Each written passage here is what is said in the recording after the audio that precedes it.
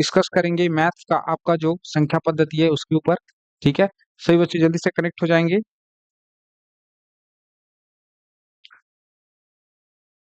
Good afternoon सभी को। जितने भी बच्चे तैयारी कर रहे हैं आने वाले सीजी व्यापम की कोई भी एग्जाम, वो बिल्कुल इस कक्षा का लाभ ले सकते हैं। ये सभी एग्जाम के लिए उतना ही इम्पोर्टेंट है जितने कि बाकी सब्जेक्ट। चलिए जल्दी से कनेक्ट कर जाएंगे। हम्म। चलो भाई, कहाँ तक मैं करा दिया था? ये सब क्वेश्चन अपन कर लिए हैं, ये वाला भी हो गया है, ये कर रहे थे। ठीक है,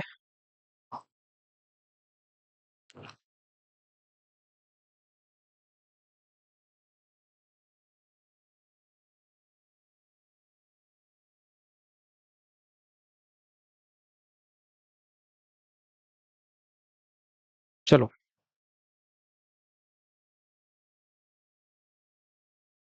प्रश्न ध्यान देना। एक संख्या दो अंकों से बनी है। एक संख्या दो अंकों से बनी है। संख्या का एक चौथाई उसके एक तिहाई से दो कम है। संख्या का एक चौथाई उसके एक तिहाई से दो कम है। संख्या के अंकों का योग ज्ञात कीजिए। संख्या के अंकों का योग ज्ञात कीजिए। तो मैं आप लोग को हमेशा बोलता हूं कि संख्या जब भी इमेजिन करने बोले तो इस तरीके से एक्स वाई संख्या आपको इमेजिन करना है, एक्स वाई संख्या। ठीक, पहली बात। फिर बोल रहा है संख्या का एक चौथाई, ये संख्या का एक चौथाई, ये जो एक्स वाई है इसका, ये जो संख्या है इसका एक चौथाई, एक चौथाई उसके एक तिहाई से दो कम है। एक तिहाई से कितना कम है? दो कम है। ये इसके एक तिहाई से एक्स वाई संख्या के एक तिहाई से, एक तिहाई से दो कम है। ठीक है, यही बोल रहा है क्या? ठीक, यही जहां तक प्रश्न बोल रहा है। कुछ मत करो, ये एक्स वाई संख्या को उस तरफ पक्षांतर करो, माइनस दो को इस तरफ पक्षांतर करो, दो बराबर एक बटे तीन एक्स वाई संख्या माइनस एक बटे चार एक्स वाई संख्या। ठीक, यहां से दो बराबर एक, ये जो एक्स वाई संख्या दिख रही है इसको कॉमन लूंगा तो एक बटे तीन माइनस एक बटे चार आ जाएगा, और ये एक्स वाई संख्या के बराबर होगा। ठीक है, अब इसको अगर सॉल्व करें, ठीक है, इसको सॉल्व करोगे तो चार एकम चार, तीन एकम तीन और चार तिया बारह नीचे में आ जाएगा।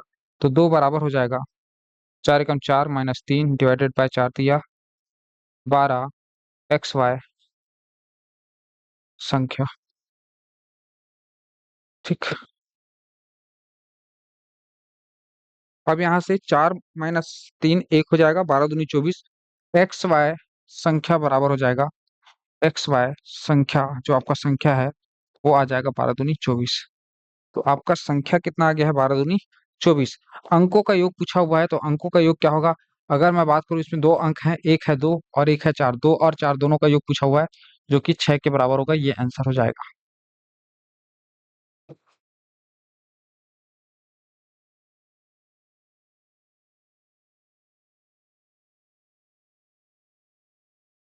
क्लास अभी चालू हुआ है नीरज, जस्ट एक क्वेश्चन किए हैं अभी। ठीक है, एक क्वेश्चन हमने किया है, आई होप समझ में आ रहा होगा। चले आगे, चलो भाई अगले प्रश्न की ओर चलते हैं। एक संख्या दो अंकों से बनी है। एक संख्या दो अंकों से बनी है, वह अंकों के योग की सात गुनी है। अंकों के योग की कितनी गुनी है? सात गुनी है। यदि दहाई का अंक इकाई के अंक से एक अधिक है, दहाई का अंक इकाई के अंक से एक अधिक है, तो वह संख्या कौन सी है? तो सिंपल सी बात है, इस क्वेश्चन को सॉल्व करने के लिए सबसे पहले मैं क्या मानूंगा? माना वह संख्या है आपका एक्स वाई संख्या, ये मैंने माना। ठीक, वह संख्या ये है। ठीक है, एक संख्या दो से, दो अंकों से बनी है, यहां तक ठीक है, ये दो अंकों की संख्या हमने मान ली। वह अंकों के योग की सात गुनी है। अंकों के योग की कितनी गुनी है? सात गुनी है। ये जो आपकी संख्या है एक्स वाई, जो संख्या है एक्स वाई, जो संख्या है ये अंकों के योग के, ये एक्स प्लस वाई, अंकों का योग एक्स प्लस वाई होगा, इसका 7 गुना है, अंकों के योग का 7 गुना है, ये प्रश्न बोल रहा है। ठीक है, अंकों के योग का कितना गुना है? 7 गुना है। ये संख्या जो है अंकों के योग का 7 गुना है। संख्या को मैं कैसे लिखता हूँ? तो संख्या को लिखता हूँ मैं 10x+y बराबर 7x+7y। यही तो हो जाएगा क्या? पक्षांतर कर दो इस 7x को इस तरफ, तो 10x-7x बराबर y को उस तरफ पक्षांतर कर दो तो 7y-y। यहाँ से देखोगे तो ये हो जाएगा 3x बराबर 6y, या x बराबर 2y। x बराबर 2y, एक समीकरण तो ये मिल गया x बराबर 2y। ठीक, फिर वापस, फिर प्रश्न क्या बोल रहा है, ध्यान दो। प्रश्न बोल रहा है कि यदि दहाई का अंक कौन है? x, इकाई के अंक से एक अधिक है। दहाई का अंक जो x है वो इकाई का अंक y जो है उससे एक अधिक है, तो ये मैंने एक जोड़ दिया है। यही तो प्रश्न बोल रहा है। एक समीकरण मेरे को यहाँ से मिल गया, यहाँ से मुझे एक समीकरण मिला हुआ है, x का वैल्यू 2y रख दो। x का वैल्यू यहाँ पर अगर 2y रख देता हूँ तो 2y बराबर y+1, या y बराबर यहाँ पर क्या हो जाएगा 2y माइनस y को इस तरफ पक्षांतर करोगे तो -y बराबर 1, या y बराबर कितना हो जाएगा 1। y का मान आ गया है 1। अगर y का मान 1 है तो x का मान क्या हो जाएगा? तो आप बोलोगे सर यहाँ से x का मान निकालेंगे तो x बराबर 2y होता है, y का मान 1 है तो x बराबर 2 आ जाएगा। ठीक है, संख्या कौन सी है? तो x का मान कितना है? 2 है, और y का मान कितना है? 1 है, तो आपका आंसर 21 हो जाएगा। ये आपका आंसर हो जाएगा। ठीक है, क्लियर है? ठीक, दीक्षा, नीरज, क्लियर है? y=1 और x=2। ठीक, ओके। चलो भाई अगले प्रश्न की ओर बढ़ते हैं। चलो, दो अंकों की एक संख्या के अंकों का योग अंकों के गुणनफल से एक कम है, वह संख्या ज्ञात कीजिए। दो अंकों की एक संख्या के अंकों का योग अंकों के गुणनफल से एक कम है, वह संख्या ज्ञात कीजिए। दो अंकों की एक संख्या के अंकों का योग, तो पहले तो दो अंकों की संख्या मानो एक्स और वाई, एक्स वाई वह संख्या है, ये लो। अब प्रश्न क्या बोल रहा है? दो अंकों की एक संख्या है X Y, X plus Y. दो अंकों दो अंकों की एक संख्या, अंकों का योग एक्स प्लस वाई हो जाएगा, एक्स प्लस वाई हो गया। ठीक है, एक्स प्लस वाई गुणनफल से एक कम है, इसका गुणनफल क्या हो जाएगा? गुणनफल एक्स वाई से एक कम है, ये एक कम कर दिए। ठीक, वह संख्या ज्ञात कीजिए। अब यहाँ पे अगर इसको मैं सॉल्व करने जाऊं तो देखो भाई, समीकरण एक ही है, एक समीकरण है, समीकरण की संख्या कितनी है? एक समीकरण है, एक समीकरण, और राशियां दो है, एक्स है और वाई है, तो यहाँ पर आपके आंकड़े जो है वो अपर्याप्त हैं, आंकड़े अपर्याप्त हैं, क्योंकि दो चर राशियों का मान ज्ञात करने के लिए दो इक्वेशन का होना आवश्यक होता है। यहाँ पर एक ही समीकरण है, एक और समीकरण की आवश्यकता है जो कि यहाँ पर दी नहीं गई है, इसलिए आंकड़े आपके कैसे हैं? अपर्याप्त है, डाटा अपर्याप्त है। क्लियर बात? चलिए अगला क्वेश्चन।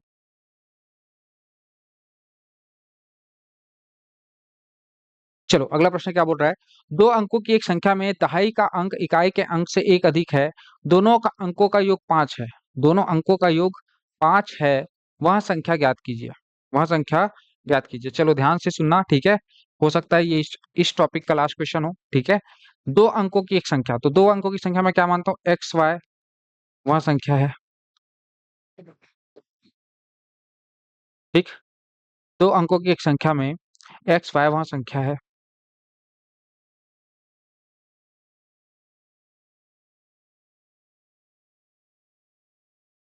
दो अंकों की संख्या में एक्स वाई वह संख्या है। ठीक, अब यहाँ पर ध्यान दो, दहाई का अंक इकाई के अंक से एक अधिक है। दहाई का अंक इसमें कौन सा है? एक्स है, और इकाई का अंक कौन है? वाई। दहाई का अंक इकाई के अंक से एक अधिक है, तो y+1। दोनों अंकों का योग दोनों अंकों का योग 5 है। दोनों अंकों का योग कितना है? 5 है। तो x+y दोनों अंकों का योग कितना दिया हुआ है? 5 दिया हुआ है। अच्छा, x-y बराबर 1 मिल गया है और x+y बराबर 5, ये दो समीकरण मेरे को मिल गया, दो समीकरण मिल गया तो दोनों सॉल्व हो जाएगा। जब भी ऐसा सिचुएशन आता है तो मैं आपको बोल के रखा हूँ, अगर x का मान निकालना है यहाँ पर, तो दोनों समीकरण के ये जो संख्या दिख रहा है इनको जोड़ के आधा कर दो। 1+5/2 विच इज नथिंग बट 6/2 बराबर 3। तो x का मान यहाँ पर 3 आ जाएगा। ऐसे ही y का मान भी निकालेंगे, लेकिन y में घटा देना है। तो 5-1 बराबर 4/2, जो कि 2 के बराबर आ जाएगा। तो यहाँ से आपका उत्तर क्या आ जाएगा? आपका संख्या x की जगह पे 3 आएगा और y की जगह पे 2 आएगा। ठीक है, तो 32 आपका आंसर हो जाएगा। ठीक है, बाकी समीकरण को घटा के भी आप लोग सॉल्व कर सकते हो। ठीक है,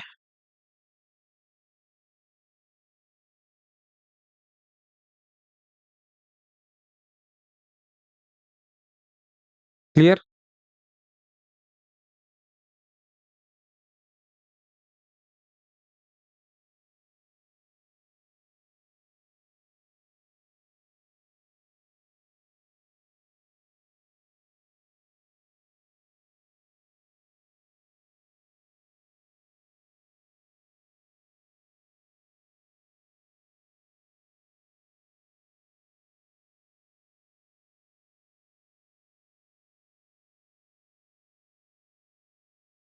चलो अगले प्रश्न पे चलें। चलो अगला टाइप है। ठीक है, नेक्स्ट टाइप पे पहुंच गए हैं। टाइप चेंज हो गया है। ठीक, नेक्स्ट टाइप है। अगला टाइप है संख्याओं के पारस्परिक संबंधों पर आधारित प्रश्न। संख्याओं के पारस्परिक संबंधों पर आधारित प्रश्न, ये सब एकदम बेसिक और फंडामेंटल क्वेश्चंस हैं। पढ़ाने का कारण एक ही है कि आपका मैथ्स में पकड़ बेहतर हो। यहाँ से प्रश्न आने की संभावना नहीं है, लेकिन जब तक आप इन प्रश्नों को नहीं सीखोगे तब तक आगे के प्रश्न बनने मुश्किल जाएंगे। मेरा सिंपल सा सिंपल सा कॉन्सेप्ट रहता है कि पहले मैं फाउंडेशन बिछाता हूँ, पहले मैं फाउंडेशन बनाता हूँ। फाउंडेशन जैसे आप लोग का रेडी हो जाएगा, हम लोग लघुत्तम समापवर्तक और महत्तम समापवर्तक से आप लोग का जो सिलेबस वाला प्रश्न है उसको कवर करेंगे। ठीक है, तो हड़बड़ाना मत, भरोसा रखना, धीरे धीरे मैं फाउंडेशन बिछा रहा हूँ। आप यकीन मानिए मैं कठिन से कठिन प्रश्न भी आपको इजी करके दूंगा। बस थोड़ा सा टाइम दो मेरे को। आने वाला 1 महीना मेरे साथ टाइम आप निकालो। आपको यकीन मानो, आपका कॉन्सेप्ट बहुत बेहतर होगा मैथ्स में। जैसा मैं पढ़ाता हूँ वैसा आपको नहीं मिलेगा कहीं पर भी। ठीक है, जो अप्रोच मैं दिखाऊंगा ना किसी भी क्वेश्चन को सॉल्व करने के लिए, देखो हर क्वेश्चन अपने आप में दूसरे क्वेश्चन से अलग होता है, ये बात आप लोग समझ जाओ। ठीक है, और हर क्वेश्चन को सॉल्व करने के लिए मैं अगर एक ही फॉर्मूला अगर लेकर आता हूं तो वो ऐसे ही नहीं आएगा, उसके लिए मुझे फाउंडेशन बनाना पड़ेगा। ठीक है, चलो ध्यान दो। दो संख्याएं 7:5 के अनुपात में है, उनका गुणनफल 560 है। अच्छा भाई, दो संख्याएं हैं जिनका अनुपात है 7:5। इसका मतलब ये है कि अगर पहली संख्या को मैं 7x मानूंगा तो दूसरी संख्या को मेरे को 5x मानना पड़ेगा। क्यों? कारण समझना, अगर पहली संख्या 7x मान रहा हूँ तो दूसरी संख्या 5x क्यों मान रहा हूँ? क्योंकि भाई यहाँ पर अनुपात मेंटेन है, 7x/5x। अगर मैं इन दोनों को भाग दूंगा तो x से x कट जाएगा। इसलिए अगर 7x पहली संख्या मानता हूँ तो दूसरी संख्या आप कितनी हो जाएगी? 5x। कोई दिक्कत नहीं है, 7x और 5x अपन ने मान लिया यहाँ पे। 7x और 5x, पहली संख्या 7x दूसरी संख्या 5x, उनका गुणनफल 560 है। इन दोनों का गुणनफल कितना है? 560। मतलब अगर मैं 7x, पहली संख्या 7x है और दूसरी संख्या कितनी है? 5x, जब इन दोनों का गुणा करूंगा तो ये बराबर है कितने के? 560 के। ठीक, यहाँ से x का वर्ग जो है वो बराबर हो जाएगा 560 डिवाइडेड बाय 7 × 5 के। ठीक, 7 × 1 = 7, 7 × 8 = 56, शून्य, 8 × 1 = 8, 8 × 1 = 8, 8 छक्के 30। तो एक्स स्क्वायर बराबर कितना आ गया? 16। एक्स बराबर कितना आ जाएगा? 4। एक्स बराबर कितना आ जाएगा? 4।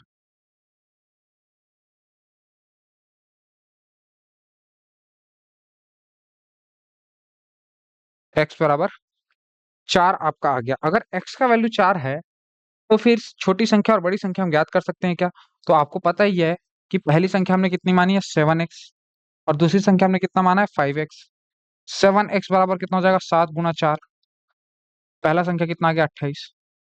दूसरी संख्या 5 गुना 4, 5 चौक 20।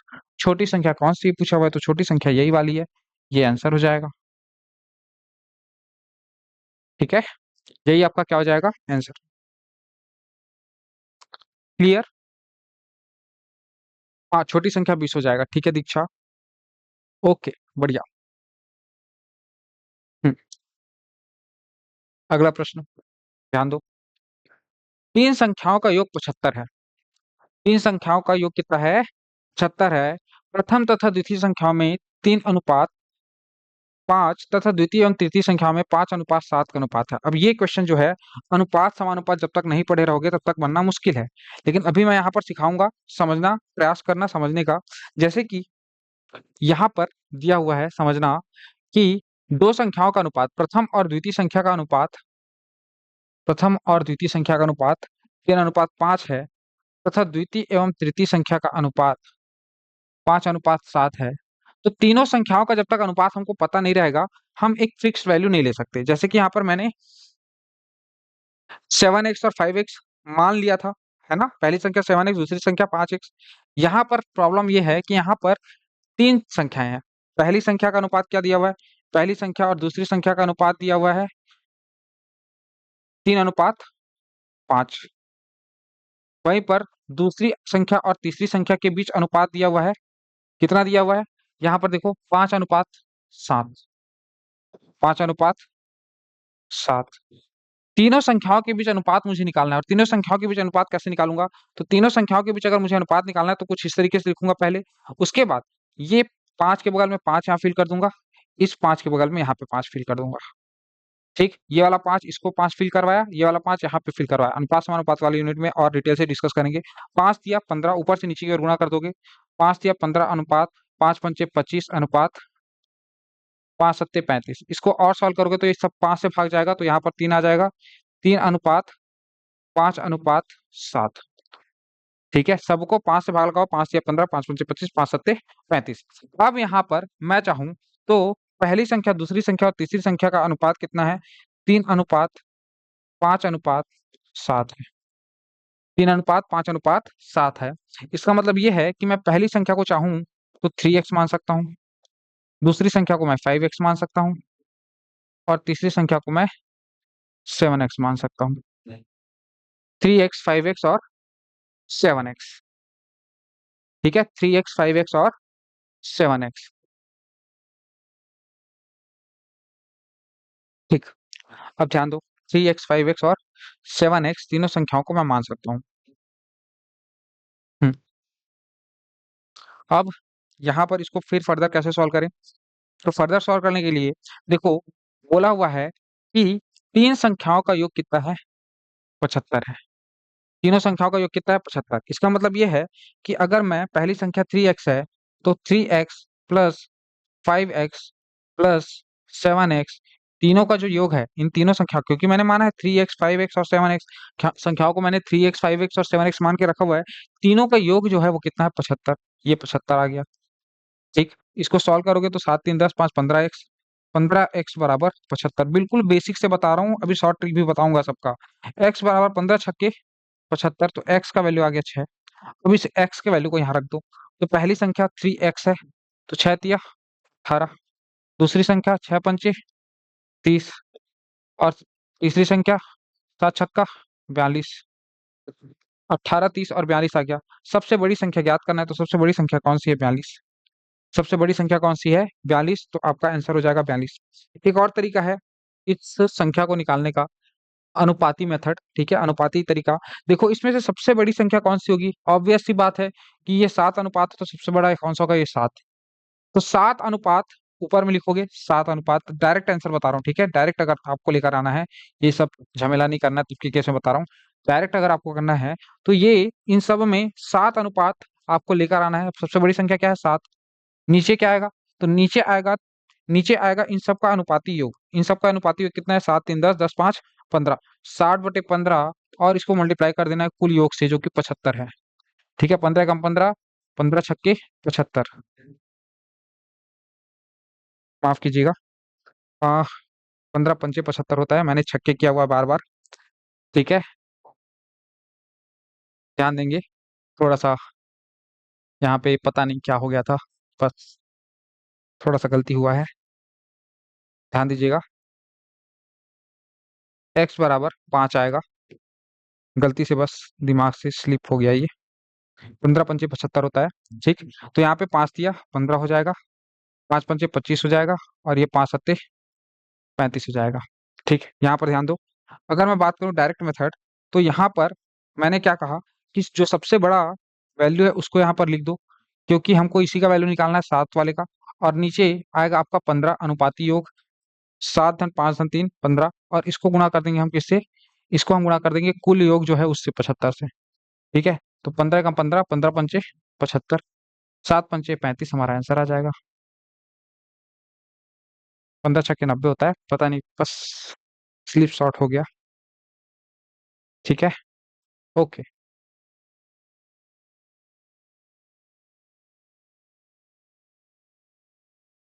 चलिए अगला प्रश्न। दो संख्याओं में 3 अनुपात 7 का अनुपात है। दो संख्याओं में 3 अनुपात 7 का अनुपात है। प्रत्येक में 5 जोड़ देने पर अनुपात 1 अनुपात 2 अनुपात हो जाता है, 1 अनुपात 2 हो जाता है। प्रत्येक संख्या ज्ञात कीजिए। सिंपल सा प्रश्न है, आसान सा प्रश्न है। देखो, अगर दो संख्या दिया हुआ है, पहले दो संख्याओं का अनुपात दिया हुआ है 3 अनुपात 7, तो मैं मान सकता हूँ कि पहली संख्या कितनी है, 3x है, और दूसरी संख्या कितनी है, 7x है। फिर प्रश्न बोलता है कि, ध्यान दो, पहली संख्या में कितना मान के चल रहा हूँ, 3x, और दूसरी संख्या में 7x। फिर प्रश्न बोलता है कि प्रत्येक में 5 जोड़ देने पर, प्रत्येक में कितना जोड़ देने पर, इसमें 5 जोड़ दिया और इसमें भी 5 जोड़ दिया, प्रत्येक में 5 जोड़ देने पर नया अनुपात, इन दोनों का अनुपात जो है, नया अनुपात 1/2 हो जाता है। ठीक है, 1/2 हो जाता है। अब इसको सॉल्व कर दो, एक्स का वैल्यू निकाल लो। उसके बाद पहली संख्या 3x है, दूसरी संख्या 7x है, आराम से निकल जाएगा। पहली संख्या हमने कितना माना है, 3x, और दूसरी संख्या कितना माना है हमने, 7x। ठीक है, तो यहाँ से 3x + 5 इंटू 2 बराबर है 7x + 5 के। ठीक, यहाँ पे 3 दूनी 6x + 10 बराबर 7x + 5। ठीक, 6x को उस तरफ कर दो और 5 को इस तरफ कर दोगे तो 10 × 5 हो जाएगा, और उधर 7x - 6x हो जाएगा। यहाँ से इसको सॉल्व करोगे तो 6x जब घटाओगे, x बराबर आपका आ जाएगा 5। x बराबर कितना आ गया, 5। ठीक है, अब पहली संख्या कितनी है, तो पहली संख्या 3x, तो 3x बराबर कितना हो जाएगा, 5 × 3 बराबर 15। दूसरी संख्या 7x, मतलब 5 × 7 बराबर 5 सत्ते 35, 15 और 35, ये दोनों आपकी संख्याएं होंगी, 15 और 35। तो ये आपके आंसर हो जाएंगे।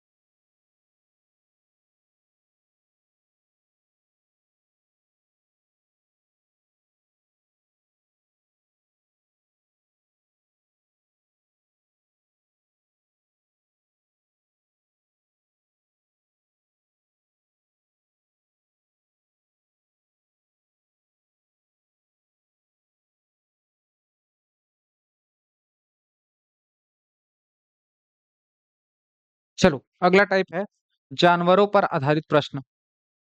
अगला टाइप है जानवरों पर आधारित प्रश्न। ये सब प्रश्न एग्जाम में पूछे जाते हैं। ठीक है, आपका किस्मत अगर अच्छा रहा तो इसी पैटर्न का क्वेश्चन आ जाएगा। ठीक है, लेकिन आप लोग को क्या करना है, मेरा फोकस क्या रहता है पूरा पूरा आप लोग के लिए, कि आप लोग का वो क्वेश्चन पके जो किसी से नहीं बनता है, उसके लिए हम लोग अग्रसर हैं, धीरे धीरे आगे बढ़ रहे हैं। ठीक है, सीखने की ओर चल रहे हैं। ठीक है, सीखना ही है, मेन पर्पस तो यही है कि मैथमेटिक्स को सीखना है, और उसके लिए ये पहला यूनिट बहुत इंपॉर्टेंट है। ठीक है, कुछ गडेरिया अपनी भेड़ें चरा रहे हैं। यदि जमीन पर कुछ कुल पैरों की संख्या 230 है, जमीन पर कुल 230 पैर तथा उनके सिरों की कुल संख्या 60 हो तो भेड़ों की संख्या कितनी होगी? भेड़ों की संख्या कितनी होगी? समझना ध्यान से क्वेश्चन को, ठीक है। देखो भाई, डायग्राम बना रहा हूँ, डायग्राम से चीजों को समझा रहा हूँ, एक बार में समझ जाना, ठीक है। फिर 2-3 क्वेश्चन आप लोग करके देना मेरे को। गड़ेरिया मतलब भेड़ चराने वाला व्यक्ति। इसका एक सिर होगा क्या, और दो पैर होगा, इस तरीके से, ठीक। ये गड़ेरिया, ये भेड़ कुछ इस तरीके से चला रहा है, ये भेड़ बना दिया मैंने, ठीक। भेड़ के चार पैर होंगे, ठीक है। भेड़ के चार पैर होंगे। अब यहाँ पर ध्यान दो, मैं क्या बोल रहा हूँ उसको समझना है, ठीक है। माना गड़ेरिया की संख्या x है, गड़ेरिया की संख्या कितना माना मैंने, x, और भेड़ों की संख्या y है। बात समझ में आई? गड़ेरिया की संख्या मैंने x लिया और भेड़ की संख्या y लिया। इसका मतलब ये है कि गड़ेरिया के सिरों की संख्या भी x ही होगी, क्योंकि एक गड़ेरिया का एक सिर होगा। वैसे भेड़ों के सिरों की संख्या y होगी, तो भेड़ों की सर की संख्या y और गड़ेरिया के सिर की संख्या x। अच्छा, अगर सिर की संख्या x है गड़ेरिया की, तो इसके कुल पैर कितने होंगे? तो आप बोलोगे सर जितना सर है उसका दुगना इसके पैरों की संख्या होगी, मतलब 2x होगा, ठीक है। पैरों की संख्या 2x। सेम बात, अगर यहाँ पर ये जो भेड़ दिख रहा है, इसके सिर की संख्या y है, तो पैरों की संख्या कितनी है, 4 गुनी है, तो पैरों की संख्या कितनी हो जाएगी, 4y। अब प्रश्न में ध्यान दो, प्रश्न पे वापस आ जाओ। कुछ गड़ेरिया अपनी भेड़ें चरा रहे हैं, ठीक है। यदि जमीन पर कुल 230 पैर है, जमीन पर कितने पैर है, 230 पैर। मतलब कहने का मतलब ये है कि ये जो गड़ेरिया है उसका पैर मिलाकर और ये जो भेड़ है उसका, इन दोनों के पैर को अगर मिला दिया जाए, दोनों के पैरों को जोड़ दिया जाए, तो पैरों की संख्या 230 है। यही तो बोल रहा है क्या? एक समीकरण समझ में आया क्या? जबकि उनके सिरों की कुल संख्या 60 है, ये एक्स सिर है, वाई भी सिर है, दोनों को अगर जोड़ दूंगा तो कुल सिरों की संख्या कितनी है, 60। मेरे को एक बात बताओ, दोनों समीकरण मिल गया क्या? दो समीकरण मिल गया आपको यहाँ से, दो समीकरण मिला या नहीं मिल? अब दो समीकरण मिल गया है, तो दोनों समीकरण से हमारा प्रश्न आराम से सॉल्व हो जाएगा। पहला समीकरण है, पहला समीकरण है 2x + 4y बराबर 230। ये पहला समीकरण है। दूसरा समीकरण ये वाला है, ठीक है। x + y = 60। यहां से मैं x बराबर, किसके किसके बारे में निकालना है, भेड़ों की संख्या कितनी है निकालना है, भेड़ की संख्या y है, तो x बराबर 60 - y लिख सकता हूँ क्या? x बराबर 60 - y। इस वाली वैल्यू को पुट करो यहाँ पे, यहाँ रखो, x का वैल्यू यहाँ रखो, 2 गुणा x का वैल्यू कितना है, 60 ऋण y प्लस 4y बराबर 230। बराबर कितना हो जाएगा, 230। सॉल्व करो, 6 दूनी 12, 120 -2y धन 4y बराबर 230। ठीक, इसको सॉल्व करोगे 200, 120 को उस तरफ पक्षांतर करोगे, ये 2y बचेगा, 4y में 2y घटाऊंगा तो 2y बचेगा। 120 230 में कितना घटाएंगे, 120, तो 2y बराबर कितना आ जाएगा, 2y बराबर आ जाएगा आपका 110। या यहीं पे y बराबर आपका हो जाएगा, दो को इस तरफ पक्षांतर करोगे तो 55। तो y का वैल्यू कितना मिल गया, 55। मतलब y क्या है, y भेड़ की संख्या है क्या? तो y बराबर कितना आ गया है, 55, और यही तो हमारा आंसर है। इसी को तो पूछा हुआ है, ठीक है। भेड़ों की संख्या कितनी है, तो भेड़ों की संख्या कितनी है, 55। अगर बोलता गड़ेरिया की संख्या कितनी है, तो x बराबर 60, y का मान कितना है, 55, तो x बराबर कितना आ जाता, 5। गड़ेरिया की संख्या है 5, भेड़ों की संख्या है 55, ठीक। जो आंसर निकालना चाहो निकाल सकते हो यहाँ से, कोई दिक्कत वाली बात नहीं है, ठीक है। गुड आफ्टरनून आरती, क्या आप लोग का आंसर आ रहा है? आप लोग को सबको समझ में आ रहा है कि नहीं आ रहा है, एक बार बताएंगे? सबको समझ में आ रहा है? ओके, y बराबर 55 आएगा, ठीक है। ये नया पैटर्न समझ में आया? क्या ये क्वेश्चन समझ में आए हैं? आगे चलें, चलो भाई आगे चलते हैं अगले प्रश्न की ओर। ये रहा, एक पेड़ पर कुछ तोते बैठे हैं, पेड़ के नीचे बकरियां चर रही हैं। उनके सिरों की कुल संख्या 35 तथा पैरों की कुल संख्या 90 हो तो तोतों की संख्या ज्ञात कीजिए। चलो सॉल्व करके बताओ, एक बार मैंने बता दिया है, आप लोग को सॉल्व करके देना है।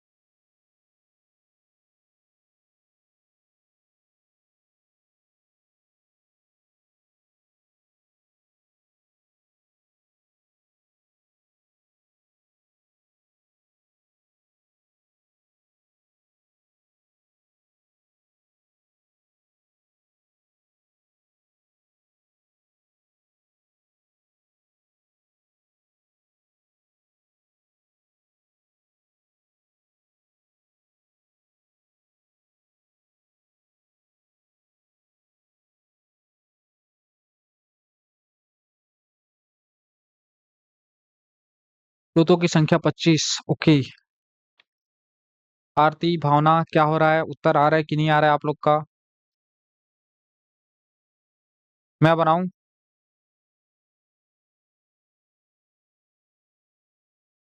मेरे को बनाना पड़ेगा क्या?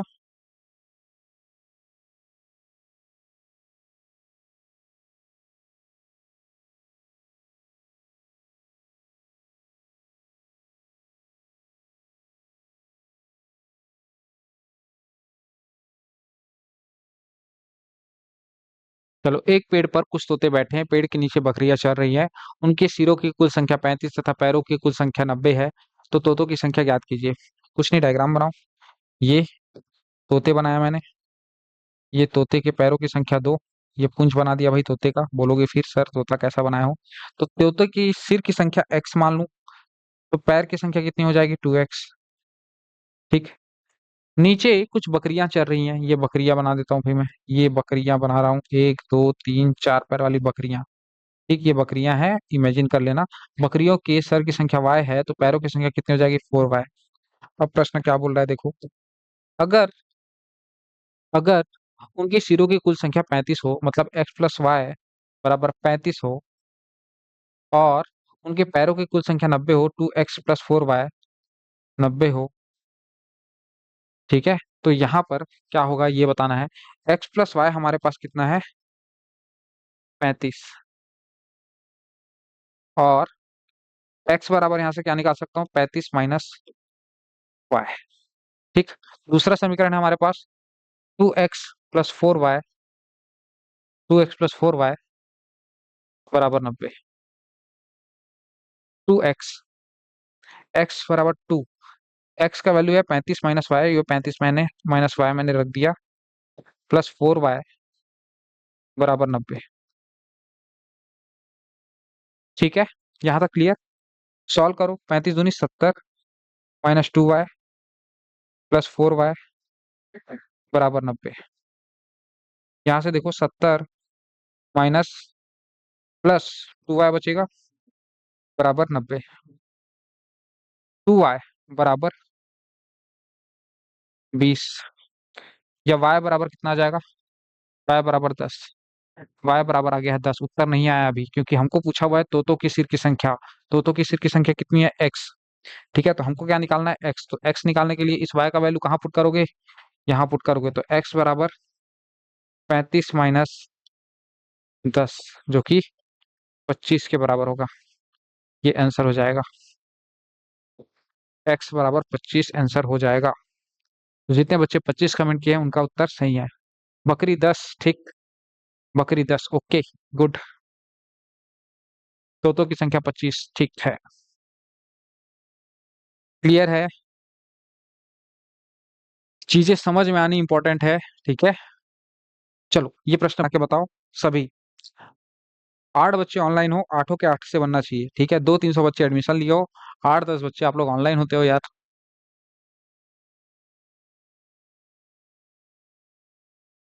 चलो ये प्रश्न बनाओ। एक तालाब के किनारे बगुले अपना चारा चुग रहे हैं, वहीं कुछ कुत्ते खेल रहे हैं। यदि उनके सिरों की कुल संख्या 24 तथा पैरों की कुल संख्या 60 हो, तो बगलों की संख्या ज्ञात कीजिए।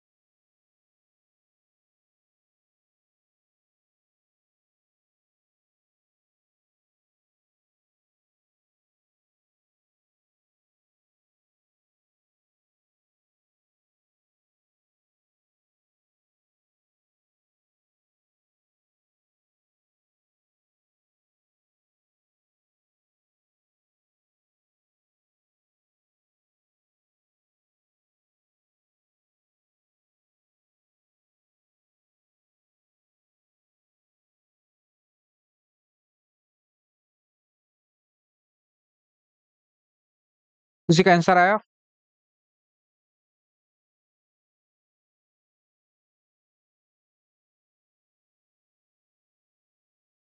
चलो ध्यान दो, थोड़ा सा इक्वेशन को अपन थोड़ा जल्दी सॉल्व करने का प्रयास करते हैं बिना डायग्राम बनाए। ठीक है, माना माना ठीक है, बगले के सिर की संख्या x है और कुत्ते के सिर की संख्या y है। सिर की संख्या का योग कितना दिया हुआ है? x प्लस वाई बराबर सिरों की संख्या का योग 24। कुल सिर कितना है? 24। दूसरा, अगर बगलों की सिरों की संख्या x है तो पैरों की संख्या कितनी हो जाएगी? 2x। और कुत्ते के पैरों की संख्या कितनी हो जाएगी? 4y। ये दोनों किसके बराबर होगा? ये दोनों बराबर होगा 60। ये दोनों का योग किसके बराबर होगा? 60 के बराबर होगा। अब यहाँ से इस वाले समीकरण से मैं चाहूं तो y बराबर 24 माइनस एक्स निकाल सकता हूँ। 24 माइनस एक्स, ये मैं यहाँ पे पुट कर देता हूँ, इस y का वैल्यू यहाँ रख दो। तो 2x plus 4 into 24 minus X is equal to 60। ठीक, 2x प्लस 4 चौक 16, हंसला 1, 4 दूनी 8, 1 9, 96 माइनस 4x बराबर 60। ठीक, और इसको सॉल्व करेंगे तो क्या हो जाएगा? 2x minus 4x minus 2x आ जाएगा क्या? माइनस 2x बराबर 60 में घटा दूंगा 96। ठीक, -2x बराबर 96 घटाऊंगा तो कितना आ जाएगा? -36। माइनस माइनस प्लस हो जाएगा। x बराबर 18 दूनी 36, तो x बराबर कितना आ जाएगा? 18। तो आपके बगलों की संख्या कितनी है? 18। बगलों की सिर की संख्या कितनी है? 18। बगलों की सिर की संख्या 18। बस बस, बहुत बढ़िया। ऐसे सभी बच्चों का कमेंट आता है ना तो अच्छा लगता है, बहुत बढ़िया। भावना, दीक्षा, आरती, बस ऐसे सिंसियरली मेंटेन रखो अपने आप को, है ना, डेली क्लासेस पे मेंटेन रखो, सिलेक्शन पक्का होगा। बस मेंटेन रखो आप लोग।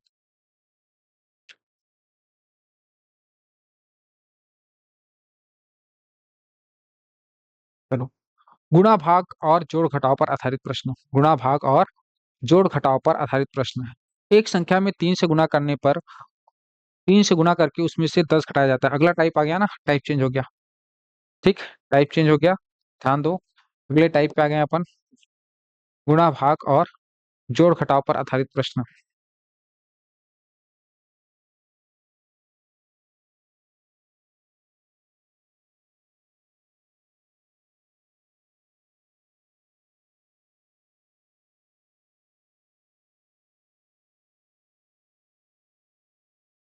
चलो, एक संख्या में 3 से गुणा करके उसमें 10 घटाया जाता है। प्राप्त परिणाम में 7 से भाग दी जाती है, अंत में 5 प्राप्त होता है। वह संख्या ज्ञात कीजिए।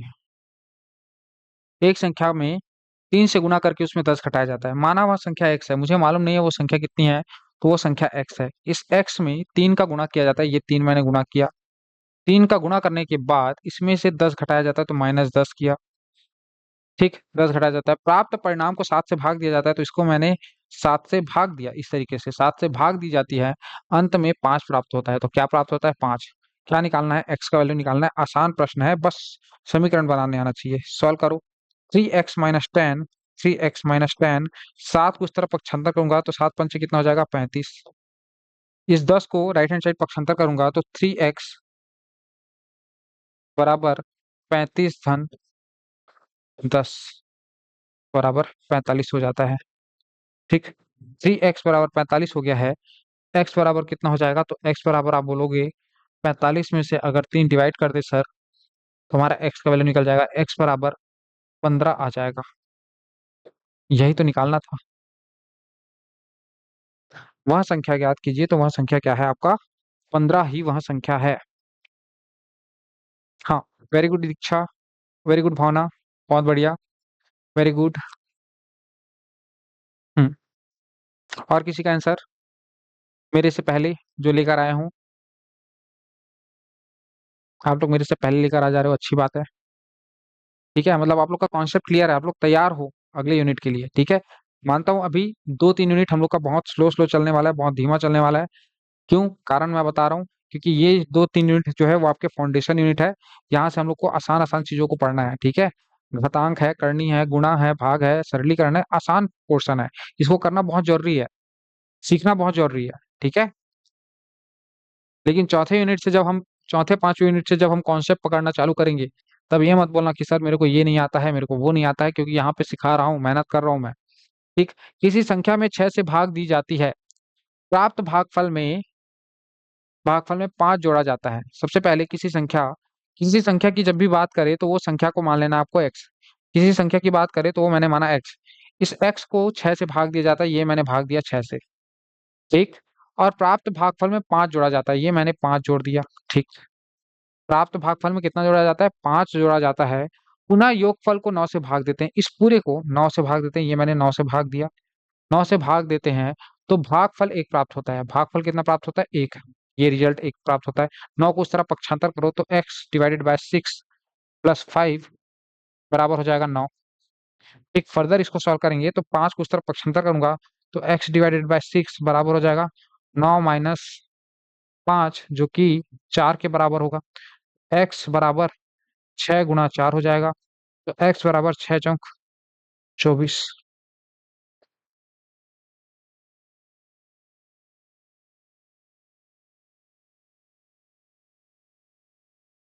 ठीक है, x बराबर 24। क्लियर? अब कोई दिक्कत नहीं जाना चाहिए। हाँ 24। ठीक है, दीक्षा का आंसर आ गया 24।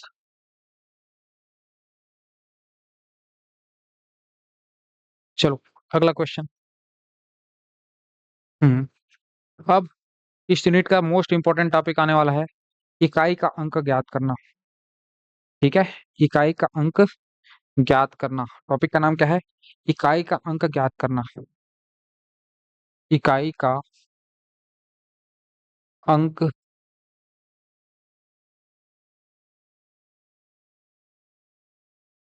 ज्ञात करना।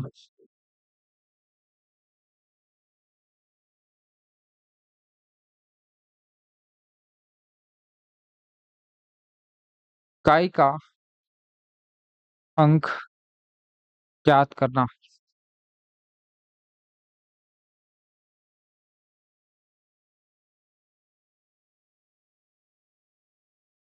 एक टॉपिक है हमारा, इकाई का अंक ज्ञात करना। देखो क्या होता है, एग्जाम में कुछ इस तरीके के प्रश्न पूछे जाते हैं कि जैसे कि 2205 गुणा 110,112। अगर मैं इसका गुणा करूं तो इकाई का अंक क्या होगा? जैसे कि थोड़ी देर के लिए सोचो। जैसे कि 8 का गुणा 4 से करूं तो 8 चौक क्या आएगा? 32। 32 आएगा। इसके इकाई का अंक कौन कहलाएगा? ये जो लास्ट में है, इसको कहते हैं हम लोग इकाई का अंक। इकाई का अंक ज्ञात करना है। अब मैं बोलूं 8 चौक 32, इकाई का अंक कितना निकला? 2। मैं बोलूं 18 गुना 4 करके बताओ और इकाई का अंक कितना होगा? तब आप बोलोगे सर 18 दूनी 36, 36 दूनी 72। इस केस में भी इकाई का अंक कितना रहा है? 2। तो इकाई का अंक जो है इधर पीछे के अंकों के ऊपर निर्भर नहीं करता। ये क्या है, कोई फर्क नहीं पड़ता। इसको मैं क्या लिख सकता हूँ? अगर मेरे को 1 2 1 8 भी दिया रहा है और इधर गुना 1 2 1 4 भी दिया रहा है, तो मेरे को कुछ नहीं करना है। ये पीछे जो दिख रहा है ना, इसको नेग्लेक्ट कर देना है। इसको नेग्लेक्ट कर देना है, इसको लिख देना है डॉट डॉट एक 8, और इसको लिख देना है गुणा करके डॉट डॉट डॉट 4। इन दोनों का ही गुणा करना है। 8 चौक 32, 32 का 32 भी नहीं लिखना है, सिर्फ 2 बस लिखना है। 2 आएगा, इकाई का अंक कितना आएगा? 2। इकाई का अंक कितना आएगा? 2। सेम चीज यहाँ पर भी करना है, समझना। ये 5 दिख रहा है और ये 2 दिख रहा है, ये इधर वाले को भूल जाना है, सिर्फ 5 को ध्यान रखना है। ठीक है, यहाँ 5 आ जाएगा और इस 5 का गुणा है किससे? इधर देखो, 2 से। 5 दूनी 10, 10 आएगा तो 10 में इकाई का अंक क्या हो जाएगा? 0। इकाई का अंक क्या हो जाएगा? 0। ठीक है, यहाँ तक बात समझ में आ रहा है? 0, हाँ इकाई का अंक 0 हो जाएगा। लेकिन अभी चीजें कंप्लीट नहीं हुई है। देखो एग्जाम में क्या पूछेगा मैं बता रहा हूँ। ठीक है, पूछेगा एग्जामिनर, तो 2 की घात अगर 40 है, 2 की घात 40, तो इसकी इकाई का अंक क्या होगा? 2 की घात 42 है तो इसकी इकाई का अंक क्या होगा? 7 की घात 243 है तो इसकी इकाई का अंक क्या क्या होगा? अगर 2247 की घात 555 है तो इसकी इकाई का अंक क्या होगा? एग्जामिनर कुछ इस तरीके के प्रश्न फ्रेम करेगा और ये देखने में कठिन लग रहे हैं पर है आसान। देखने में कठिन लग रहे हैं पर है ये आसान, आसानी से बनेगा। कॉन्सेप्ट को बस पकड़ने का प्रयास करना, समझने का प्रयास करना। ठीक है, देखो 2 की घात अगर 40 या 42 के बारे में निकालना है तो मुझे 2 के नियम को समझना पड़ेगा। किसके नियम को समझना पड़ेगा? दो के नियम को। दो के घात के नियम को समझना पड़ेगा, समझना मेरी बात। ठीक है, दो की घात एक किसके बराबर होता है? दो एकम। बोलोगे सर दो एकम दो होता है। दो की घात दो किसके बराबर होता है? दो की घात दो की अगर मैं बात करूं तो दो दूनी चार बराबर होता है। यहाँ पर दो की घात जब एक रहती है तो इकाई का अंक दो आता है। दो की घात दो कर दूं तो इकाई का अंक चार आता है। दो की घात अगर तीन कर दूं तो इकाई का अंक चार दूनी आठ। ठीक है, दो की घात अगर चार करूं तो आठ दूनी सोलह। इकाई का अंक इस केस में कितना आ रहा है? छह। तो इस छह को बस ध्यान रखना, छह। दो की घात अगर पांच कर दूं तो ये हो जाता है, हाँ, आठ दूनी सोलह, सोलह दूनी बत्तीस, बत्तीस का दो, सिर्फ दो को याद रखो। ठीक है, अब यहाँ पर एक चीज देखो, एक पैटर्न नोटिस करोगे आप यहाँ पर कि भाई साहब जैसे ही दो की घात एक है चार आ रहा है, दो की घात दो चार आ रहा है, दो की घात तीन आठ आ रहा है, दो की घात चार घात चार छह आ रहा है, दो की घात पांच वापस दो आ गया, दो की घात छह कितना आएगा? तो दो की घात छह जो है चार आएगा। करके देख लो, दो दो दूनी चार, चार दूनी आठ, आठ दूनी सोलह, सोलह दूनी बत्तीस, बत्तीस दूनी चौसठ। यहाँ पे चौसठ का चार बस लिखा हूं मैं। दो की घात सात, दो की घात सात कितना आएगा? आठ आ जाएगा। और दो की घात आठ कितना आ जाएगा? तो दो की घात वापस छह आ जाएगा। तो यहाँ पर देख रहे हो, ये चार बार में अपने आप को रिपीट कर रहा है। क्या कर रहा है? चार बार में अपने आप को क्या कर रहा है? रिपीट कर रहा है। इसका मतलब यहाँ पर चार का साइकिल चल रहा है। किसका साइकिल चल रहा है? चार का साइकिल। अब मैं दो की घात बयालीस को यहाँ ले रहा हूँ, ध्यान देना। ठीक है, दो की घात किसको ले लिया? बयालीस को मैंने यहाँ लिया। दो की घात बयालीस में अगर मेरे को जानना है कि दो की घात बयालीस में इकाई का अंक क्या है, तो मैं कुछ नहीं करूंगा, मुझे इसको चार से भाग लगा देना है। ये चार से भाग लगा दो। चार से भाग लगाओगे तो चार दहम चालीस, दो बच बचेगा। शेषफल कितना बचेगा? शेषफल दो बचेगा। शेषफल कितना बच रहा है? दो। शेषफल कितना बच रहा है? दो। तो दो की घात दो वाला कौन सा है उसको देखो, दो की घात दो वाला कौन सा है वही उत्तर होगा। तो दो की घात दो वाला उत्तर है आपका चार। तो इस तरीके से आपका उत्तर कौन सा हो जाएगा? ये चार वाला आपका उत्तर हो जाएगा। ठीक है, ये चार वाला आपका उत्तर हो जाएगा। ठीक, समझ में आ रहा है क्या? दो की घात दो, ये चार वाला आपका उत्तर हो जाएगा। ठीक है, समझ में आया क्या पहला नियम? ठीक, पहला नियम तो देखो, जब दो की घात एक आएगा तब ये उत्तर होगा। दो की घात दो आएगा तब तो ये उत्तर होगा। जब दो की घात तीन, शेषफल तीन बचेगा तब ये उत्तर होगा। लेकिन दो की घात चार तो कभी शेषफल बच ही नहीं सकता, क्योंकि चार से तो भाग दे रहे हैं। दो की घात चार, दो की घात चार कभी आ ही नहीं सकता, क्योंकि चार कब आएगा? चार तभी, चार आ ही नहीं सकता क्योंकि चार से आप क्या लगा रहे हो? भाग लगा रहे हो। जैसे कि 40 है, 40 को आपने चार से भाग लगाया तो शेषफल कितना बचेगा? जीरो। यहाँ पर दो की घात 40 है, और इस 40 को जब आप चार से भाग लगाओगे तो शेषफल आपको बचेगा जीरो। तो चार बचने के लिए, चार तो बच नहीं रहा है, हर बार क्या बचेगा? दो की घात जीरो। और दो की घात जीरो के केस में ये दो की घात चार वाला आंसर होगा।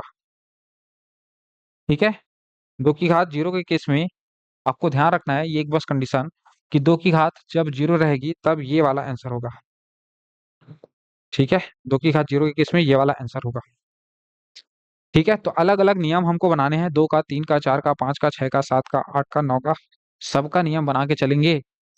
फिर उसके बाद क्वेश्चन को सॉल्व करेंगे। क्या ये कॉन्सेप्ट समझ में आया है आप लोग को? हम्म, क्या ये कॉन्सेप्ट समझ में आया है कि नहीं आया है? जल्दी कमेंट करके बताओ भाई, ये कॉन्सेप्ट पल्ले पड़ा या नहीं पड़ा।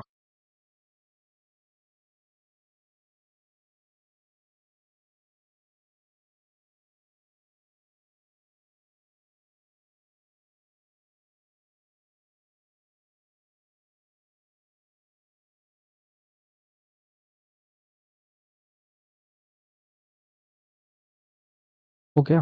50 मिनट हो गया क्या? हो गया है? चलिए ठीक है, ये कॉन्सेप्ट को हम लोग कल और बिल्डअप करेंगे और इस यूनिट को कल कंप्लीट करने का प्रयास करेंगे। आज की क्लास में इतना ही, चलिए थैंक यू।